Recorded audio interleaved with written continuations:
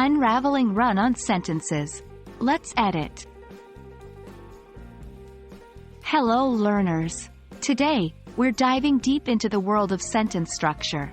Have you ever read a sentence that just seems to go on forever? Well, it might be a run-on sentence. Understanding and fixing them is crucial for clear communication, so let's get started. A run-on sentence is when two or more independent clauses are joined together without appropriate punctuation or a conjunction. These sentences can be confusing to readers as they jam multiple ideas together without clear separation. Example: I love ice cream, it's my favorite dessert. This sentence is a run-on because I love ice cream and it's my favorite dessert can both stand on their own as sentences, but they are jammed together without proper punctuation. Run-on sentences can create confusion. They make it hard for the reader to determine where one thought ends and another begins. Furthermore, clarity and coherence are compromised, which could lead to misinterpretation of the message you're trying to convey. 1. Look for independent clauses. These are clauses that can stand alone as sentences. If two or more of them are stuck together without proper punctuation or conjunctions, you have a run-on. 2. Check if there's a lack of punctuation between clauses. 3.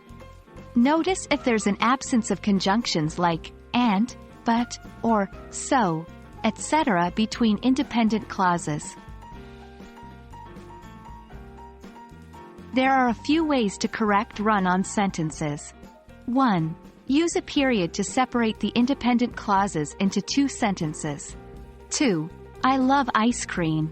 It's my favorite dessert. 3. Use a semicolon if the clauses are closely related.